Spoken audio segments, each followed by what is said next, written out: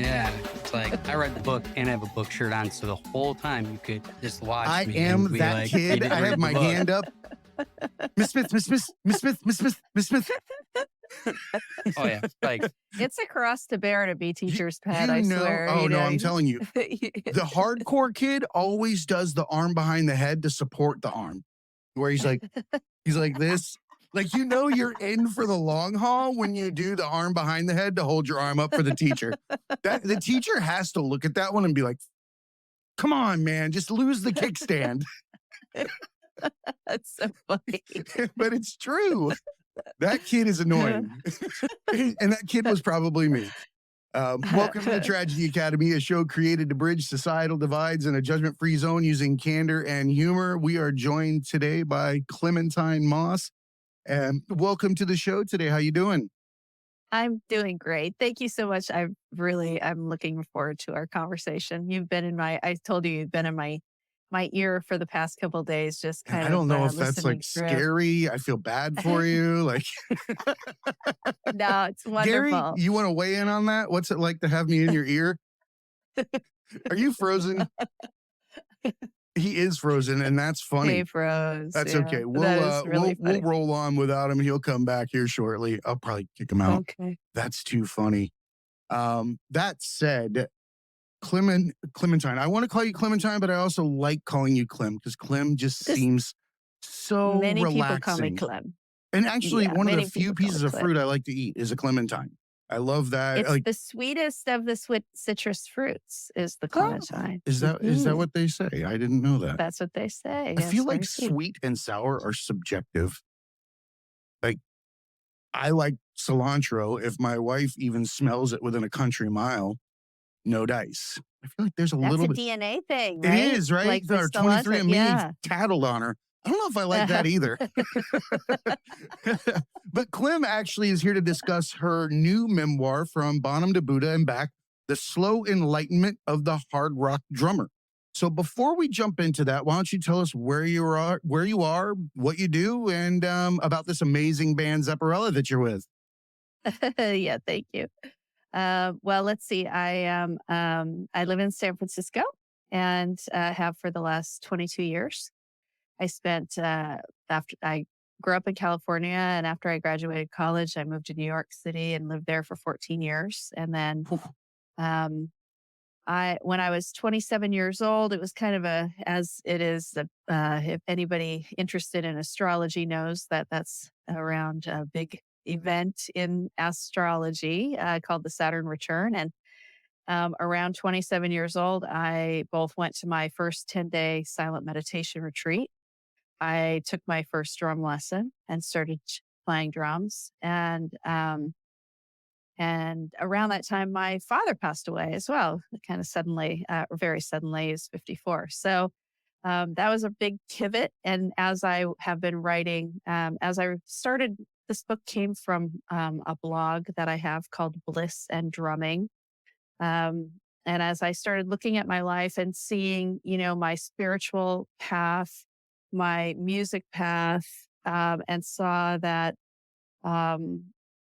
these two things, they really speak to each other in a really profound way. Now, later in my life, now I'm also a spiritual counselor, and work with a few wonderful modalities based in both Buddhism and shamanic techniques. Well, you would be the first that's it. person to consult on a shamanic journey, I would think. Mhm. It centers around the drum and that Mm. beat. Tell me what it's like to find yourself standing in a position where you're faced with your father's mortality and mindfulness practice at the same intersection at the same time. What is that like for Clem? Well, I have the view that that to be completely uh, blunt and silly, but to say things happen for a reason. Mm. And You're not being silly. and I went to the meditation retreat in November, and in March, my father passed away. Okay. So if that had not happened in that order, I don't know. Who you'd It would be? have been a completely different process. It would have been a completely different process. Um, but the tools I gained in those 10 days and the subsequent practice set me up to understand change, to understand that Mm, our suffering um, comes from our attachment to wanting things to be a certain way. Resistance to change in and of itself is the Yeah, struggle that is the we have suffering. for existence. It Anytime is. we fight authenticity, we're pushing and causing pain internally. That'll last a Yeah, lifetime until we remove that particular piece and allow ourselves to yeah, be ourselves. yeah. Yeah. So when I was looking at the book, and originally I thought, okay, well, it's the pandemic. Why don't I just put together all of the pieces from my blog, and put it, just kind of arrange it in a book. And then I started doing that, and I realized, oh, actually, I need to make this into a book. Like, it's still a series of little pieces, but I needed to have to write more to kind of make it cohesive. And I really saw this book in a way as a kind of love letter to my father, because he was the person who created my love of music. He was the ultimate rock and roll lover. I was going to Yeah, I mention saw that I that. felt Hi, like it Gary. was a love story of some Mm, sort. And I felt like it was braided with your father mm-hmm, and with the drums and the freedom that it gave you from reality. It felt like you were telling a story of how that all came together, how it made you you. mm-hmm. Thank you. Thank you so much for reading the book. First of all, that's just really, really wonderful Well, thank you for that you did writing it. It's that. very insightful. That was, I said, I had a bone to pick with you. Gary will tell you, I tend to pride myself on having a decent vocabulary. However, Miss Analogies, Metaphors, and Vocabulary over here wove me into a circle a few times. I don't like stumbling on a word in the middle of a sentence and not Uh oh. knowing what it is. That's something, because generally I'm a context clues guy. You're not even going to hang me up on a word because I can derive from the scenario what it means pretty closely. But you got me, and I was like, no, no, no, no, no, no, no. I don't like this. I had to stop, and I know I even So highlighted it because I was screwed. like, "This is not cool." I'm dying Um, to know what the word is. so am I. Now that I can't see my notes here, it was very short. It was, God bless it. I'm gonna I'm gonna pronounce this, and it's not gonna be fun just because I feel like Oh it's my got like a gosh. tongue twister esque thing to it. Autodidactic. Oh, Oh, autodidactic. didactic. See, that's why I didn't Yes. like it. I didn't know there was a die in there, so it was throwing off the syllables. I was like, didactic. I was like, I can't do this. Gary is he is now Googling. I can see his face light up Yeah, with I do this. that a lot. Well, it's something, the word applies to you, and I'm sure Gary too, 100%. and many of us. Yeah. Oh, Yeah. Where I we like that. learn ourselves, we learn wherever we can in a Well, way. now that you Right. told me it's autodidactic, it's That's a lot easier to consume. I have a That's really tendency funny. to not know how words are pronounced for the simple fact that I consume a lot of my information alone and I Uh-huh. don't converse with a lot of people about it. So I tend to fall into this bucket where I won't know certain words and how they're pronounced for the simple fact that you don't pronounce something when you're reading it. Yeah. If your mouth, Yeah. well, I mean, if your lips are moving, there's a whole other issue you might have if when you're reading. But it's one of those things that I love stumbling on stuff like this because it allows me to see that language does have a purpose, that Yeah. you have to have more words because there's more emotions and things to describe than we can possibly imagine. And to assign it to a bucket like Mm, sad or happy mm, or, speaking frankly, I use candor. Gary and I joke about this all the time. But candor is a word that describes something different from frankly, or from any other word that's describing that emotion or feeling that you're trying to convey. And I like that you, within your book, utilized beautiful analogies to describe things. Like you said that it smells like beer taps and bleach and vaguely of vomit in the bar you were working in. When I'm loading in. I'm kidding. There were beautiful things, but I paused on that and I was like, I was there. I was like, Yeah. I immediately knew where I was standing. Walk into any bar with beer taps, and that's what it smells like at 4 p.m. when you're walking in there, loading the equipment in there. Yeah. I'll credit this one to your friend because you did say it, but it was so pointed. Everyone wants a Van Gogh in their living room, but no one wants Van Gogh. No one wants Van Gogh in their living room. Right. They Everyone don't want Van Gogh. Yeah, they don't want Van Gogh standing there with one ear and a real situation on your carpet. I agree with you. It's you defend, not necessarily defend. You recognize that stages of life hold different intentions based on the egotistical mask that you're wearing at that moment. And our musicians and rock stars have this extreme issue with being judged in their actions for the time frame that they lived in, even though they were creating an art that no one else could possibly conceive. And an analogy popped into my head, a metaphor, I don't know. But for me, when you open a gift, you don't judge the paper. You accept the gift. The gift is there regardless of what it was inside of. And I feel like that's a great way and to reconcile, because I do have issues with certain figures throughout time that created an art, but in retrospect, we can see that they were tortured in some way, shape, or form, which when you're nefarious or you're doing things that are not of character, you're still tortured.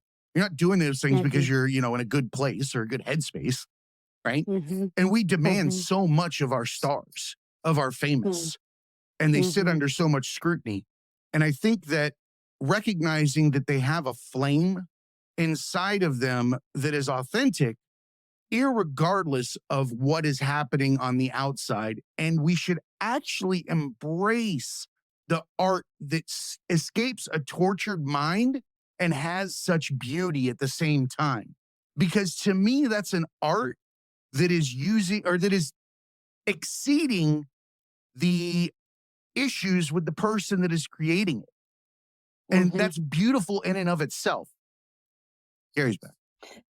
Yeah, you're really talking about that big question, if the artist turns out to have engaged in bad behavior, what do we do with the art, right?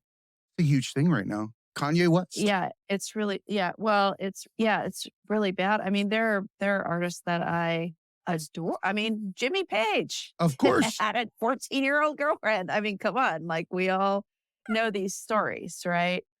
And so, and the place that I come to with it is that, the art, like everybody is a complex character, right? And we all have, like you say, we have these masks that we wear, that we put in front of us. And I'm really interested, Jay, when you talk about masks a lot in the program, and the way that, I'm sorry, my dog is snoring. It doesn't matter at all. I have a bull mastiff that comes in the studio. She drools and farts. A mini mastiff. Okay. Is it a pug or a pug? Yeah, there you go. Same family. I actually told somebody one time at a, whatchamacallit, one of those, a farmer's market, where everybody brings their dogs, and this guy was, showing off. He's one of those people that knows everything about your dog that you don't know. And I was like, well, he's like, that's a bull mastiff. I said, no. I said, that is a giant pug. And he's like, They "Oh, are. I've heard about those." I was like, "Oh my Lord." Dude, I was like, "You've not heard of a giant bug, but I'm going to let you walk through life believing that for the rest of it. I'm going to let you tell people they have a giant bug." So I apologize for interrupting That's there, but it was really too funny. fitting. That's okay. That's okay. Yeah, we were talking about masks, and I think it's really interesting because I agree. We all wear a mask, and our mask is created. We Mm, is created for us, and we attach to masks. And the interesting thing is to think about, and this idea is from my teacher of the modality that I practice, Dr. Isa Gucciardi in Berkeley, California. But she talks about how if you look at somebody's mask as um, as what they're putting up to hide the wound. mm, And so when I was, doing this work and I was looking at my own mask and I was thinking, well, I feel that the mask that I put to the world is one of kind of benevolence, like of kindness, of, this thing. And what is that like? Where's my wound in that? If that mask breaks, if somebody sees me as being cruel or mean, or I say something and it hurts somebody's feelings, right? And that mask breaks, it's like the worst thing. Like I'll stay up all night thinking that like I'm not as, whatever. What is that mask hiding? For me, that mask was hiding a feeling of ultimately being bad, right? mm, Like being like not enough, being not good enough, being ultimately not lovable, right? Not worthy. And I think that's where, my whole life um, through my meditation practices, examining this kind of like level of shame at the base of me, where I just couldn't mm. figure out what is that. It's And I learned. asked it. Yeah, well, I asked a friend where shame even comes from, and she said it's basically it's to prevent you from being put out into the forest by the tribe, and I realized, oh, I'm afraid of not being accepted, not being like Mm, included, not being loved ultimately, right? And so that's the mask. So when we look at people's masks, it's like a window into their suffering. And it can be really difficult when the mask is doing bad things, is their bad behavior. And we don't forget, like, we don't accept and excuse the bad behavior. The bad behavior is bad. And, that we understand, like, we need to discern, like, that's not like the way that we should behave. that's their But we character, not also them. but we can also see that that bad behavior is really coming from that deep wound within them. And when we can see people like that, then we recognize that deep connection that we all have to this kind of intrinsic wound. Now, I believe that we're born as, the reason that we're here is to be born to remember the light. Remember that we're ultimately perfect, that we're in, like, if we think of everything as divine, that we are intrinsically divine, and we're here to kind of remember that. So when I see people really behaving badly and suffering, I think, gosh, how far they've gotten from understanding that about themselves, and therefore anybody else, how far they've gotten. And so that's how we can look at somebody who's just behaving terribly and causing a lot of harm, how we can look at them with compassion. Mm, Because if we only look at them as this other evil thing, it doesn't solve any problem. Just perpetuates the pain that we all suffer in, which is to ultimately believe that we're not here in this that we're not walking divinity, And so that's a little kind of no, intense, I I'm guess, with for you the beginning of our 110%. conversation. I But yeah. I love the discussion of the masks because the masks are Hmm. very interesting in that we collect them, because you're describing the mask, and you are correct that we will use it to shield the what we believe is the inferior quality that requires that to be placed or presented in front of everyone, to hide behind it. I like to think about the larger the mask, the smaller the human behind it. The more Mm, frail, the more sad, all those types of things, because they are unable to allow themselves to be themselves and accept themselves for who they are, um, flaws and all, because, like you said, it's perfectly imperfect at the end of the day. And we're made one way. And mm, for me, once I realized that I needed to be me in order to be happy, and that any action and thought that was contrary to my authentic self was where the source of my pain lived. And that once I allowed myself to be me, I was no longer slapping the face of whatever or whomever created me by thinking I was better, by thinking I had a mm, better plan, a better approach, a better way to feel about it, a better way to judge it, a better way to fucking do anything. But in reality, I think that whatever made me has a better grasp on shit than I do. mm.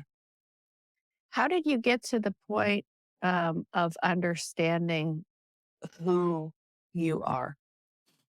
Like when you say that when you understood that you needed to be me, Good question. how did you come to that? Meditation. Yeah. Um, so I had a term that was given to me, I believe it was by Kelly Kane. When she was on the episode, she had said, or no, anyway, I'm butchering it. I'll put it in the notes. But she said that addiction was an invitation to ascension, and that it was something that put you on your knees and showed you that you have nothing else to lose. You're done. You're on the ground, and the pain needs to be buried into the ground so it becomes a new tree without all of the trauma and different things that forced it into the ground. You need to hit the ground in order to grow. Everybody's bottom is different. For me, it was continually trying to obtain happiness through the eyes of others.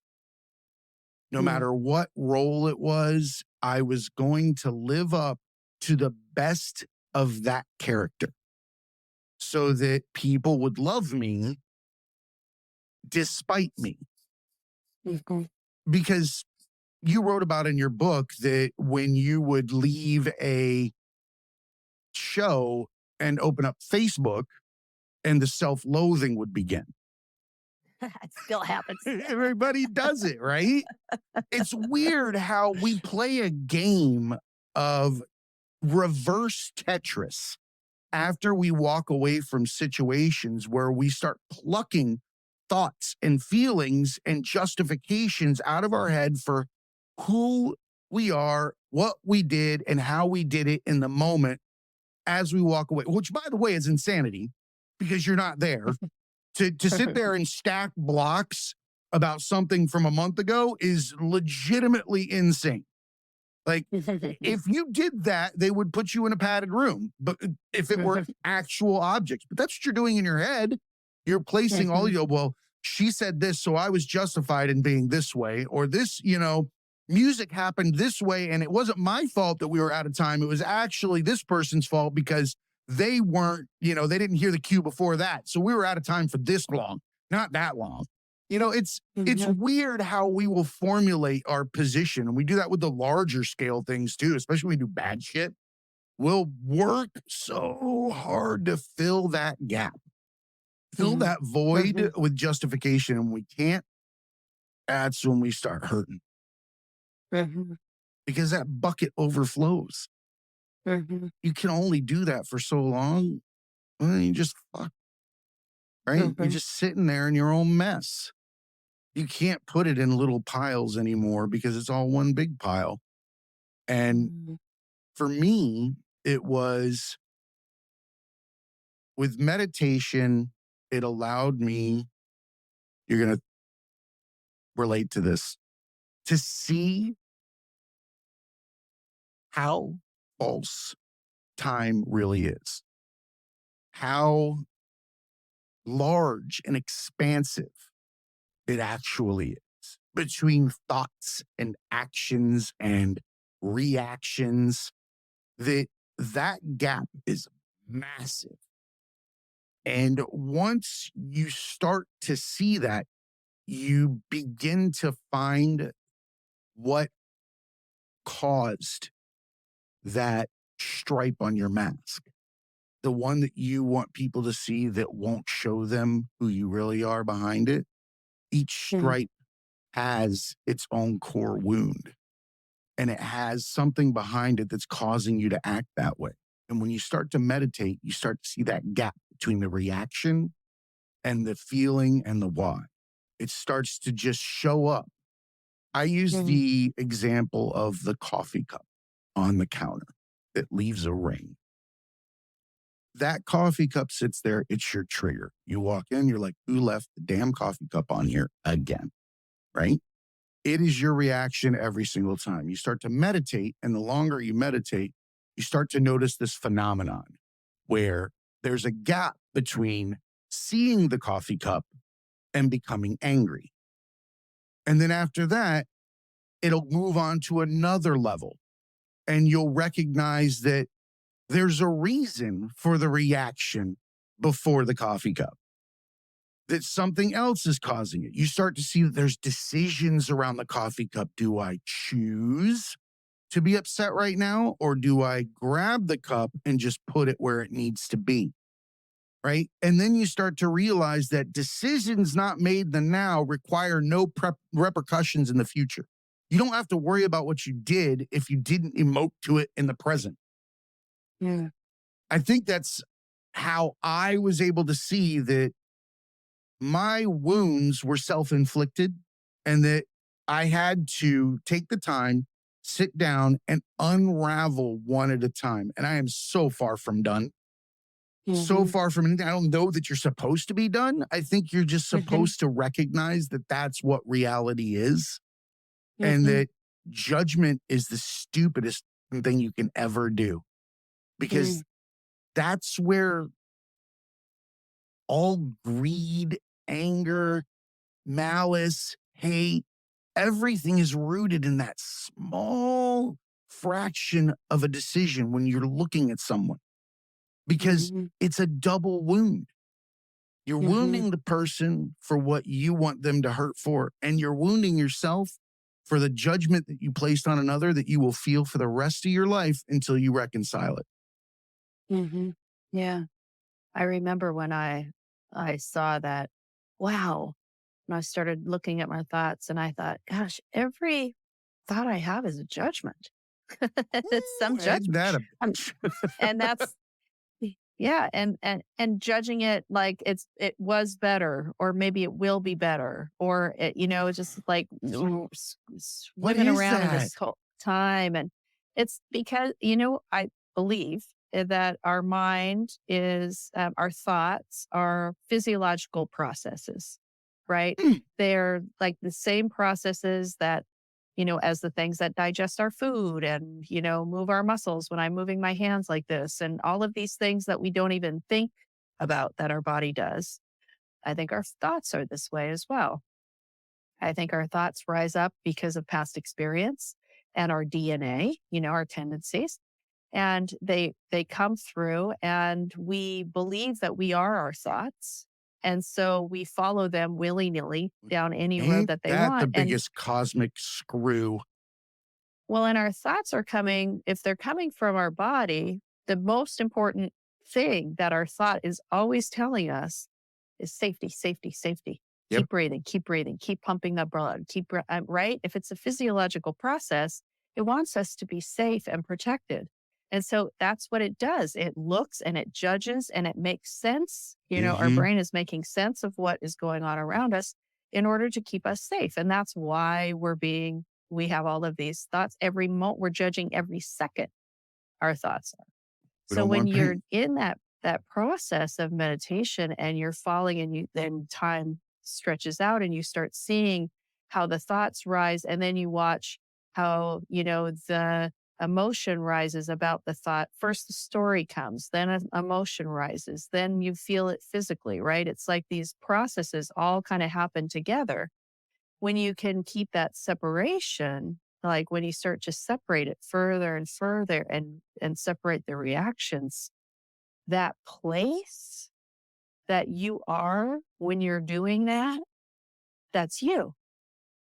100%. That's when you say, when I'm looking for who I am, what would it be like to move from that place where you're not, you're moving from a place of truth, from a place Uninhibited of by those ease, implicit biases. And peacefulness. yeah, I'm with you. Yeah, and imagine that you're in that place, your nervous system is completely relaxed, right? Because you're not the nervous system is firing reaction with the reactions. If you're no longer reactive that way, then your nervous system is completely calm. You're in peace. That's your natural state, right? Hmm. That really is you. When I say we're walking divinity, that's close to where we understand that. What would it be like to move from that place in our world? It would mean that you would immediately see into the same field in everybody that you meet. There would be no defensiveness or No mask. need. There would Judgment be doesn't no need exist. because there's nothing to fear. There's no fear there. Mm. Everything is whole. The body fears death, but what is that space within you fear? There is no fear there. It's pure being. It's pure essence. Have you ever read the book, The Denial of Death by Ernest Becker? Mm-mm. Read it. Yeah. Okay, I'm going to write it down. There's some information, the way that he approaches our root cause for issues lies in the conscious understanding that we have the ability to die. And that realization is one of the causes for the human condition. In that what you and I are discussing is in fact, if it were other creatures looking at us, they would consider us mentally ill. Like, and I believe that's what all the other creatures on the planet do. I think they're looking at us going, look at those crazy people. They're building stuff in place for no reason. They're running around, they're trying to eat us. They're batshit crazy, right? That's what they're thinking. But I don't know, man. I think that with the way that he described it was that if you did a root cause analysis, one of the main features in there would be that, oh shit, I'm going to die. That's a crazy day when it kind of all falls on you at once, Right. Or right? as a I mean, just, species, yeah, what do you like, do with that wow. knowledge? You look for God. You look for Mm, afterlife. You look for all the things that can replace the knowledge of your death with further life. And then what happens? You start to create legacies. mm, I need something to justify my time in the now. I need to mm, justify my existence. I'll have lots of kids. I'll build buildings. I'll start writing music. I'll do all these things to justify my life. But in reality, it's coming, Chief. Like, there's no getting around the Reaper.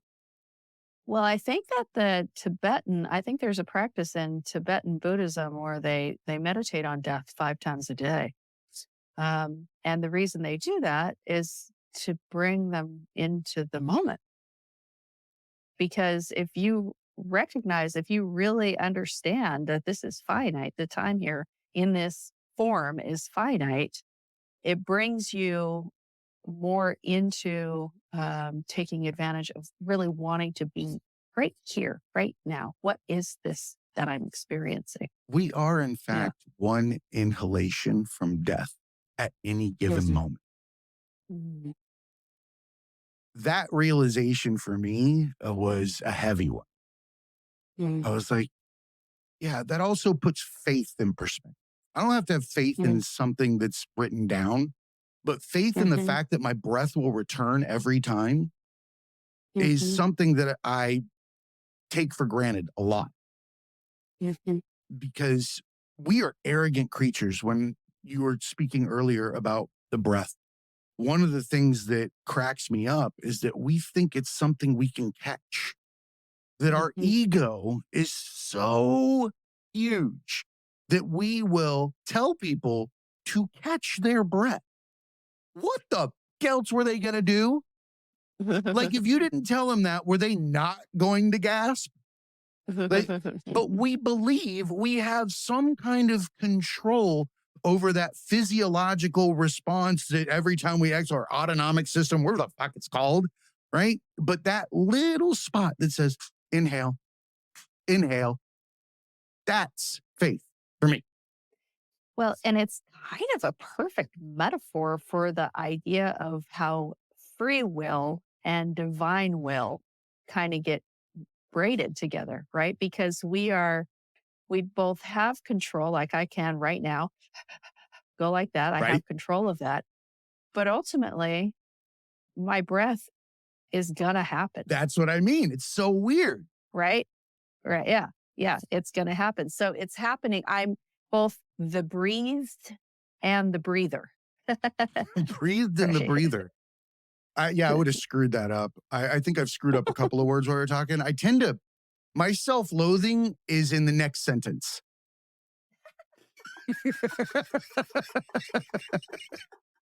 That's Write how that down. effed my brain is.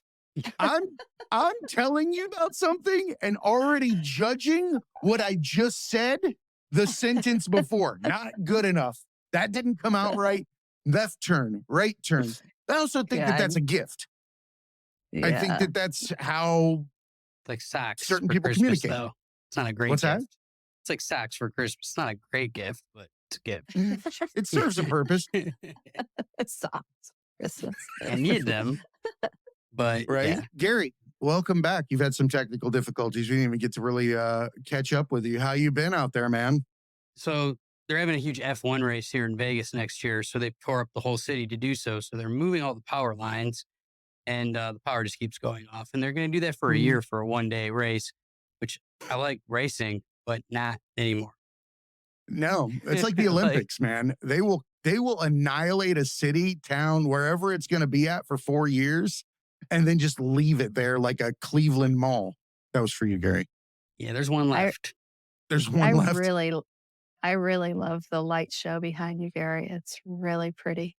It's, Yeah. Gary, this is my tell her about happy your space. apartment and with Um, colors, dude. You'll love this. it's like I don't know, like when like Macaulay Culkin got like the credit card and like just did whatever he wanted. Like I did the exact same thing, but 30 years later. Like all the shit I couldn't afford as a kid. I have a small apartment. I got my car, which I love, in the very small garage. I have all the shoes I couldn't afford as a kid. I have all the music equipment I couldn't afford as a kid. I hate earth tones, so there's no wood in this place, except I what's love holding it it. up. Everything's just gray walls Oh, and as he's much color gone. as I could pack into things. So he 'Cause, hates earth tones. Okay, he's here again. Well, I later in my life decided that like I had to have everything be pink. I Mine's never even red. thought of pink, but suddenly I was like, I'm painting my Oh, ceiling so you pink. love my hat. I'm doing, yeah. Yeah, I think it's weird like that. I get the same things. Like it's like late onset OCD in some ways. Like I don't know. So mine's red. Like everything's red. And Uh-huh. but I have so many questions and I don't know what you guys covered already. But Please just rip them off, man.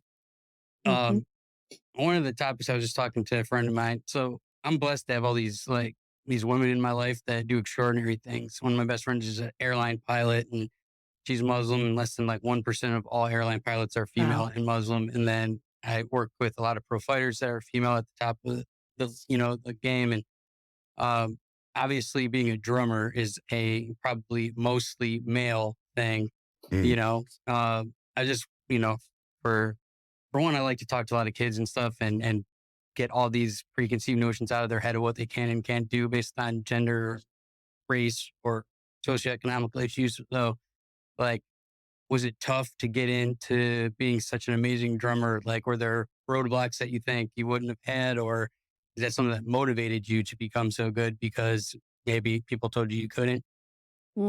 Yeah. Well, my father was really into female, and he had three daughters, so he was really into female empowerment. And he believed that, teaching kids sports, girls sports, he was always a coach, and he was really into how the power of athleticism could really give women power. And so I grew up with that. When I was 13, I saw a female drummer and was completely mesmerized and transfixed. But at that point, I had taken all of these different, begged to play all these different instruments. And at that point, I was not really getting along with my parents because I'd hit puberty. And the idea of going and telling them I wanted to do another instrument just seemed far fetched. So I didn't. So I didn't start playing till I was 27. Oh, wow. Wow. And yeah, so I look back at that and I think, yes, that when I was born in 65. So this is in, the late 70s. And it just didn't seem like, I knew surfers, but I didn't know any female surfers. Mm. Right. We knew, uh, all my family were really into sports, playing soccer and softball and stuff. So, the woman could do what she wanted, but at the same time, I was in a culture that said that my real value was the way I looked. And so that's kind of, and that caused me to turn inside of myself in a way. So when I found drums, it was so liberating to, first of all, just have a natural affinity to it. When I started playing, I was like, oh, this actually really makes sense to me. Um, And then I had started so late that I felt like I never competed with anybody because everybody I Mm. knew had been playing for 15 years, right? So competition kind of went away. Um, and so I think that, as a female drummer, I mean, there are many female drummers now, but I guess when I started there, it was a lot more about, it was strange. Like I remember going to a music store and asking to see a kick pedal, and the man saying, "Oh, is that for your boyfriend?" Oh, It's like 28 man. years old. Jeez. And my drum teacher said, it's not that they don't think you can't do it. It's just that there's this big empty hole in their brain where you don't That's a good exist, point. right? Yeah. So that's kind of how I You're always not felt. Tommy Lee. Yeah. It's Yeah. the 80s, Those, so So, those so I don't know if stores never that's. changed. They're still like that. I know. I know. I know. So I don't know that that's, if that says anything to what you're well, talking about, I love to but hear the yeah, it is. journey, and like everyone's story is Yeah, different, but there's the similarities in most, especially people that get to a yeah, high level. you do yeah, derive power from the negative talk that you receive from all of these different members of the community that is live music. And I recognize in your book, so when he brought this up, I was curious to see how you were going to respond because as a group, mhm. you guys take all of that negative talk and turn it into fuel for the fire when you go out on stage. And one of the things Well, that I read was yeah, that you mhm. actually would go back to old things that people would say if somebody didn't say something that day. That you guys would pull on something that said the poor guy that told you you sucked like 10 years ago becomes fuel today, which I thought was super cool. That it didn't matter. You just reached in the bag and said, I need something to, something to prove. Yeah. Well, that was, yeah, that story was, I was in this three-piece hard rock band, stoner rock band. It was like my first real band, and we were together for 7 or 8 years from New York City. And one year we traveled, the year 2000, we played every night for, I think we played 320 shows that night. So it was three women in a van traveling across the country eight Wow. times, playing in a different place every night. Right. And that band was very much fueled because, first of all, it was grueling, right? To That's be in a rough. different city every Oh, night, God. doing all of our own loading, merch selling, packing, all that stuff. It was just the three of us. And so we were kind of like, warriors. And then we're playing, hard rock. And there aren't a lot of women at that time doing that and not a lot of female bands. There were Mm. some female musicians, but not a lot of not female bands. I mean, even I remember in the 90s, Lilith Fair, I don't think there was a single female band on those stages, right? No, there were Right. groups, but they weren't Yeah. bands. Big difference. Right. Right. Yeah. Yeah. And most of them were like the woman up front and then the men playing the instruments.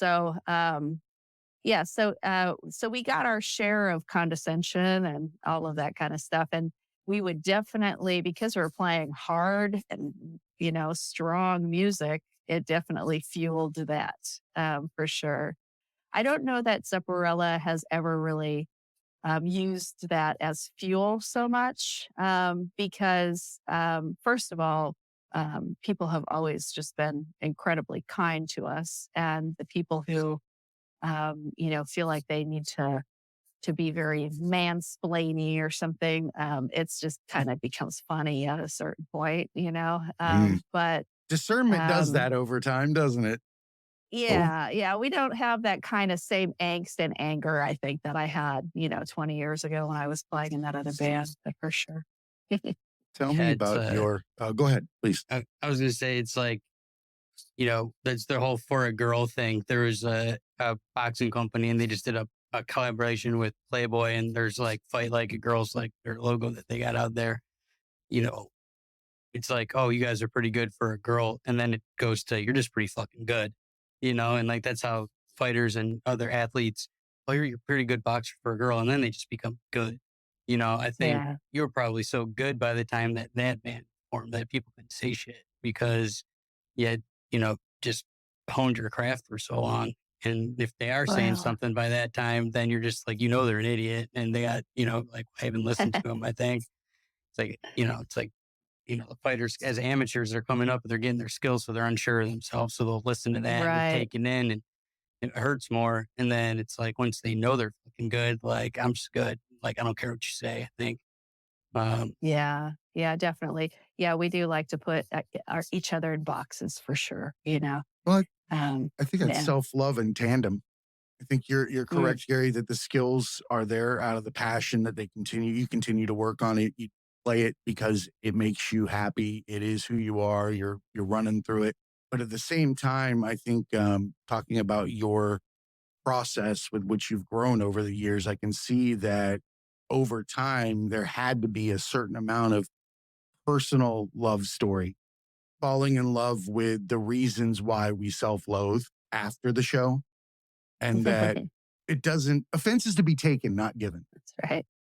yeah, it's a crazy thing when you do your art for a living. We talk about this a lot and how it's like, Rough. people a lot of times will say, do find the thing you love and make it your job. You never work a day in your life. And sometimes that crushes the thing that you love because you have to alter it in some way, or you have to do it every day even when you don't want to. How do you feel about a long career as a musician? And, obviously you love it. Is it one of those things where at some times you just hated it and couldn't stand it? Or is it one of those things where you Mm. loved every day of it? Yeah, I just speaking to what you were talking about, people who do their art for a living. I know musicians who don't have the love. I mean, they say, I just don't have the love I had because I'm gigging 6 nights a week. And it's just become this kind of, I'm just like this machine that does this, right? Mhm. And all of that creative spark it ends up, becoming a craft and, rather than, which is wonderful to have a craft, but it's also that spark, that excitement, that enthusiasm has gone. And I think that's really heartbreaking. And, because I started so late, I didn't ever really feel like no, that's not true. I mean, at a certain point, I think I thought, well, maybe I should kind of, get my chops together and learn all of the traditional songs so I can kind of go out and be a drummer on call. And it just never sounded like fun. And, talking That about sounds like awful. connecting to your childlike, enthusiasm. Um, I don't know. I love playing. I love playing music and the idea of having to slog it out more than you already slog it out. I mean, I love my band and it's still a slog, can be. But um, yeah, I think that it's important to really, uh, keep your enthusiasm, right? And not sacrifice your enthusiasm to make a buck with it. Yeah, you made Better the right better you call. go get a Yeah. yeah, better you go get a day job, which I did work day jobs that I hated for a long time. Um, But yeah, that makes sense. Instead but of going and playing yeah, music as a day job, music you don't want to play in places you don't want to be, go work at the mall or an office yeah. or, be it was like Foot Locker and Might as stuff well like get a that high coming paying up. job And, at that point. it's like, That's right. That's yeah, right. Because like when you really calculate how much time a musician spends and how much money they make, like, I mean, I'm in the hole for no, lifetimes, right? yeah. I mean, unless tomorrow Beyonce calls, like I'm in the hole. Right? You hear that, And even Beyonce? then, I Come don't know. on, give us a call. I got her mom's phone Even number. then. Oh, that's right. Do you want Yeah. to tell that story? Beyonce's mods. Yeah, it was a bet, like that I couldn't call Beyonce. I'm like, I call her mom. And like, no, you can't. I'm like, there's no way her mom's number is just not in the phone book, and it is. So I won. I'm like, it's like she was really mad.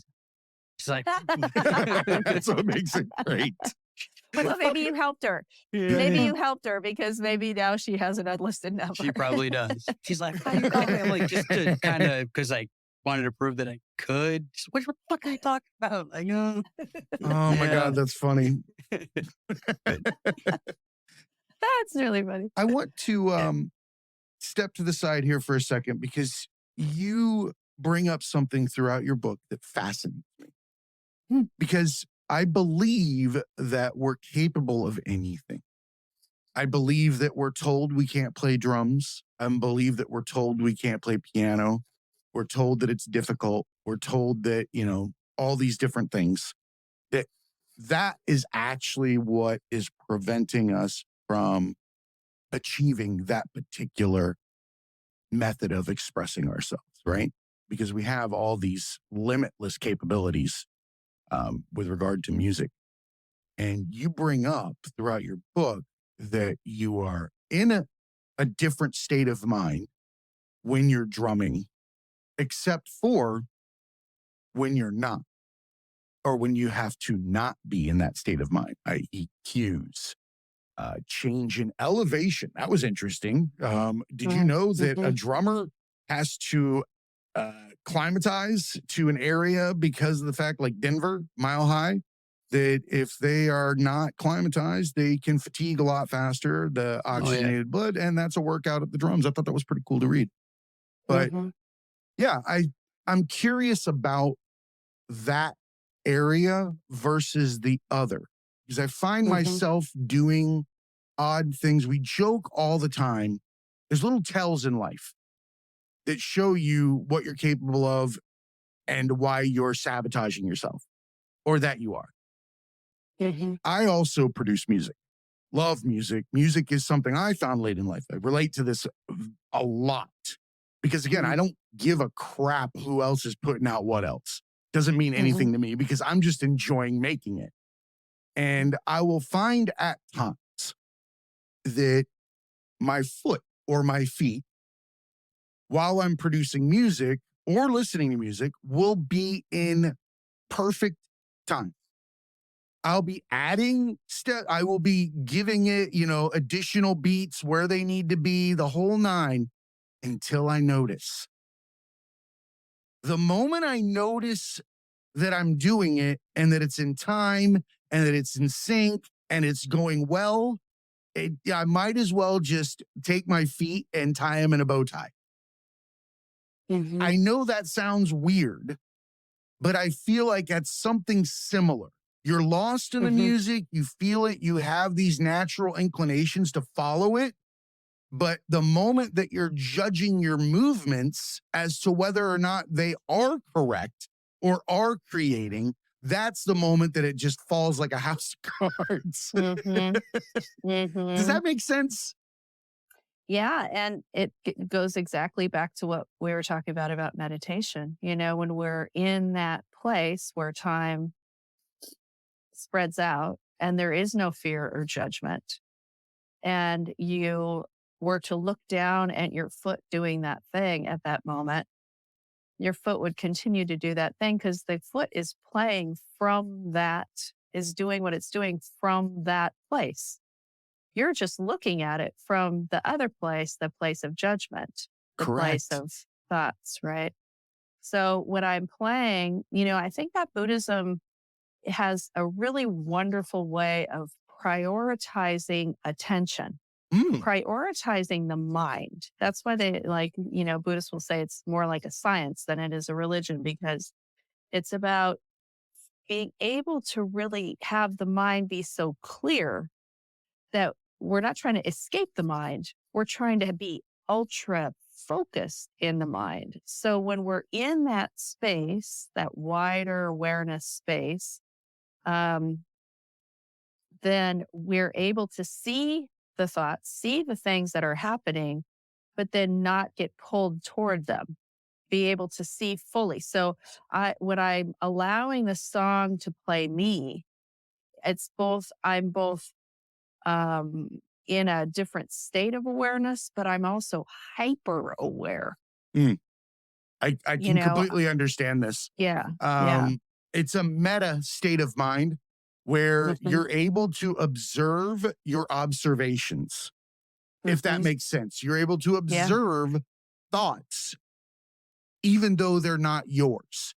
You can Right. recognize thoughts are collective and that they're chosen over time. Gary will tell you I use that metaphor of the snow globe and that all thoughts exist outside of your snow globe. And the only time that they become reality is when you reach out, grab one, and pull it into your globe. And the Mm. beauty is it only exists and changes the color or the feeling of that globe as long as you hold it. Mm. The moment you let it Hmm. go and go back to observing it, it loses its power. Hmm. And I just believe that we're all sharing. Hmm. Hmm.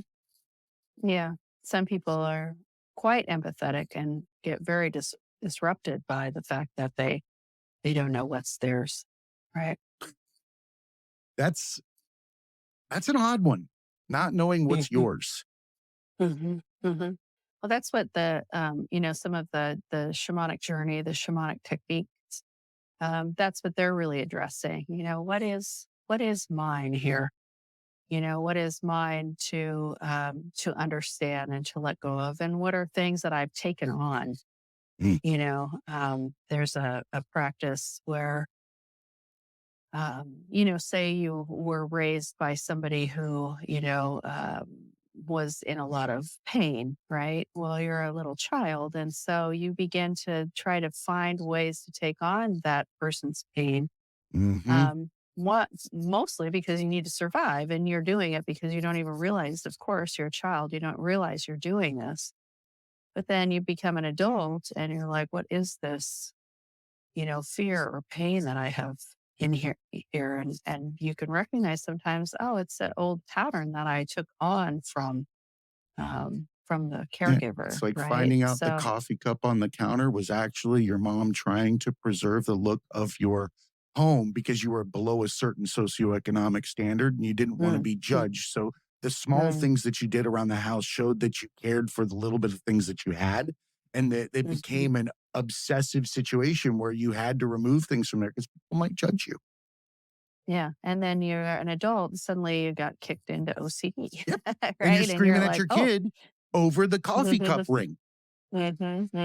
yeah, yeah. So, we're all very, very complex. But the thing I like about working in those with the shamanic methods is that it really is about our metaphor and understanding our own internal metaphor. It's not somebody telling us what our insides mean. It's about us really investigating and understanding ourselves, our own symbolism. Mm. It's kind of like what Carl Jung was talking about. There's symbols throughout all of the culture that kind of hang together across cultures. That happens inside of us as well. Like we all have both our own specialized metaphors, but then we have ones that we've taken on from others. We Yeah. let other people write our stories.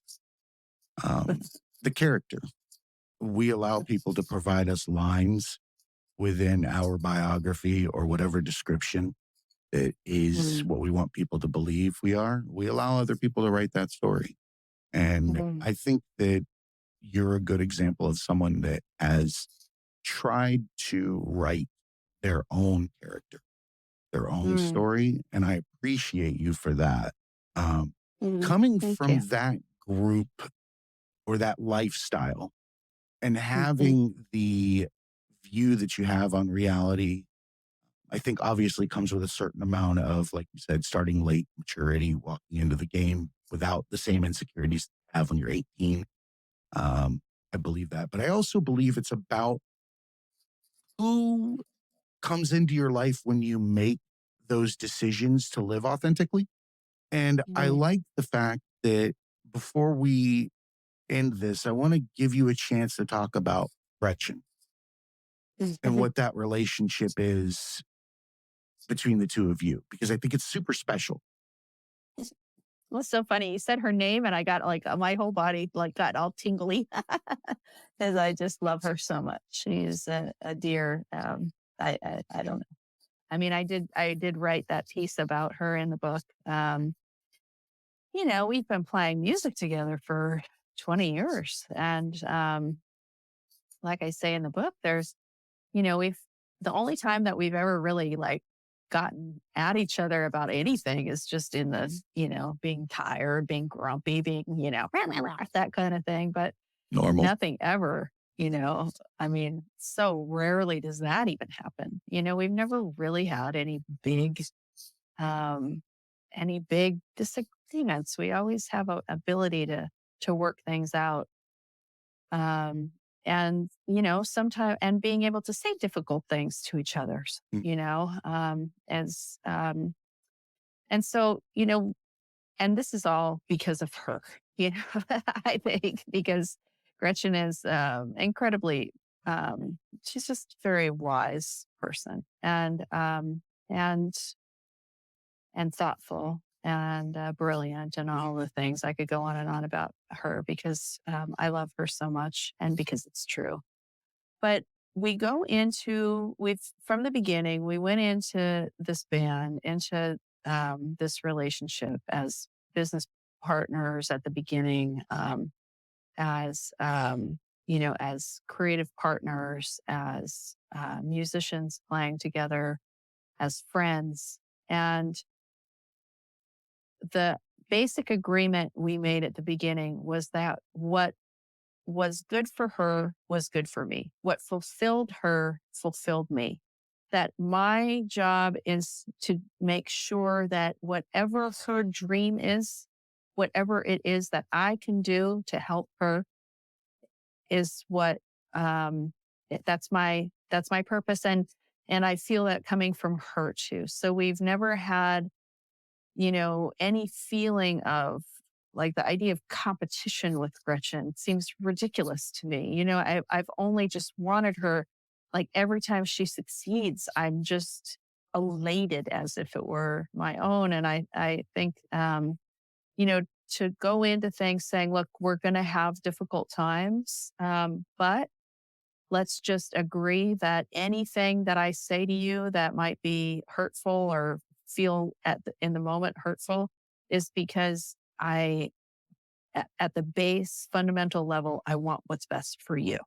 And I think when you approach a relationship like that, then you have a foundation, you have a core of friendship and of a good working relationship. So um, yeah, so I don't know. She's a great gift in my life, and she's taught me so much. I'm quite a bit older than Gretchen, but I learn from her all the time. So, yeah. You can recognize the relationship. It's very it's beautiful. I think that you Mhm. had brought up. I just wanted you to have the ability to express that on the show because I don't think that a lot Mm. of people get to see that true artists embrace another artist's vision. Yeah. Oh gosh, that's a big conversation. And as women, we're always pitted Mm, against each other, right? I mean, I think I said in the book, like it's a whole, reality TV industry is women against women, right? And 100%.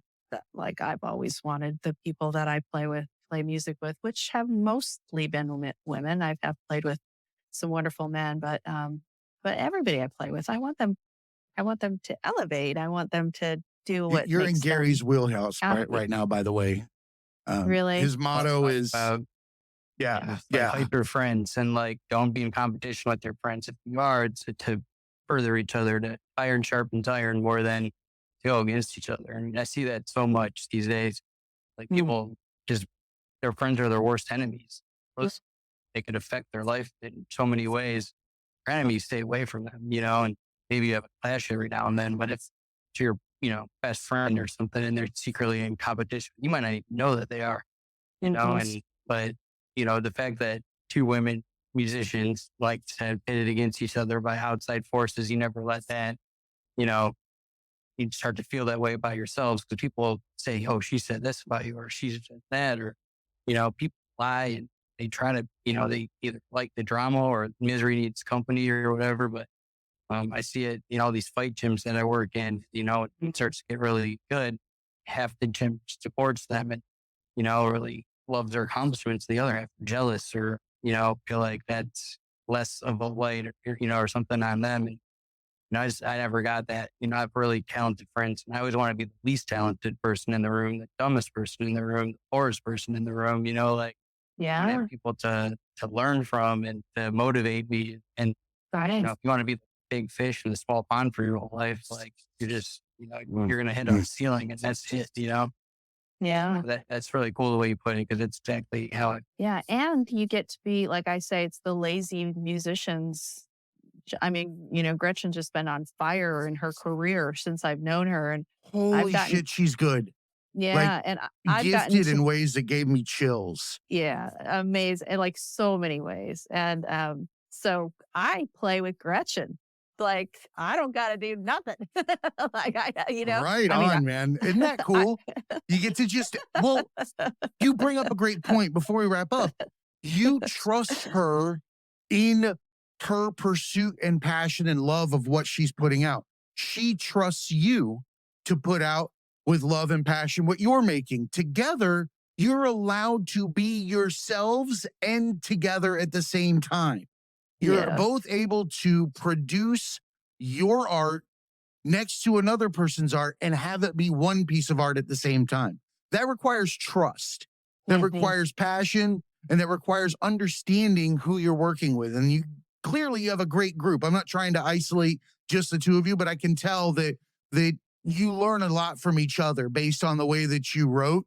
And age is BS, doesn't mean anything. Wisdom comes from experience, not time. hmm, yeah. And you can be wise in one area and dumb as shit in another. Well, and I mean, I will say that about all of the women that I've played with in Zepparella, they've all been magical, fantastic, wonderful people, and I'm just incredibly proud to have, people are like, how do you find these women? And I'm like, it's just I'm gifted to be able to meet these amazing people. So yeah. Well, I'm 100% sure they would say the same thing about you. Some of I them. yeah, right. Anytime they don't, just means that they have a flaw within themselves they need to address. It's something that Or, they don't like about themselves. well, I would like to put it on everybody else, but I'm sure I've behaved badly and not done the right Oh, thing. I know I have. I I'll be mean, doing yeah, this show until I'm 100, trying to pay back my past lives. right. Um, what you're seeing now is a karma sale. I'm just trying to get it all gone before it's over. It might as well I be a think that's karma our job, clearance. right? Yeah, Yeah. right. You're in this shit, man. I heard you have to repeat it if you don't get rid of it. I need to sell this shit quick. I screwed up a lot in the beginning. I know. Isn't it crazy how the patterns that we're here to work on, they just show up early in your life and then they just keep getting Yeah, bigger and rat bigger and bastards, bigger, man. right? Way too long ago. Like, can I get some recent stuff that I can just solve real quick? I don't need the path anymore. This is like Candyland. Like shoots and ladders or some shit like that. Thank you so much, Clem. I can't begin to tell you how Mm. rewarding this was to Mm. have the opportunity to read your story, your Mhm. words, your interpretation of what this ride on the rock actually is. And I appreciate you for being a lighthouse. I say it all the time on episodes. A lighthouse is how people find their way. You don't tell people where they're going. They got to find their own way. You just give them your example to follow. And I think that you do that. Do you want to take a Mhm. moment, tell people where they can find your book and where they can meet with you, do some spiritual coaching, anything like that? Yeah, thank you so much, Jane. And right back at you, to hold a platform that's so uplifting and so fun and engaging, it really is very special. So I'm really happy and proud to have been a guest on the Thank show. you. And you can go to clemthegreat.com. That's where you Love can that. find the book and the meet bands and all the status spiritual counseling. It's kind of the hub right there, Clem the I Great. love it. And yeah, the book is on Amazon. I'm working on the audiobook. Oh my God, it's taking me forever to edit. So I, I want, Actually, I'm not going to lie. I went to Audible and I was like, okay, so she's going to have to get this I think done. it's coming out next week. My goal was to have it out by the end of June. I'm on chapter 60 of 100. It's going in. So I'm I'll tell you almost what, done. can you let me do the sound effect for the page turn? Like the only thing, like I remember when I was a kid, one of the coolest things was I had a talking Star Wars like storybook. And every time you turn the page, R2D2 would be like, and every time. Oh, that would be So you know what? Yours, wonderful. I think from reading could be the slide guitar Oh, wouldn't that be or a guitar cool? slide at That would every be page so turn. cool. Because I know that you use that in your music as a way to keep cadence with what's coming up. Right, So right. you should Ah, add that's that, funny. or you I can just put, should. but Yeah. All right. Yeah, exactly. That would be fantastic. I appreciate you, Clem, and I'm sure Gary would say the same thing. He'll probably jump back here shortly. He's like you said earlier, he's having some power problems due to upcoming F1 races in Vegas, which to me sounds like they made a video game in real life. Vegas is kind of a video game, isn't it? Well, it is. Vegas is its own place. Yeah. All right. So thank you so much, Clem. And remember, everybody, be cool and keep learning. Thank you.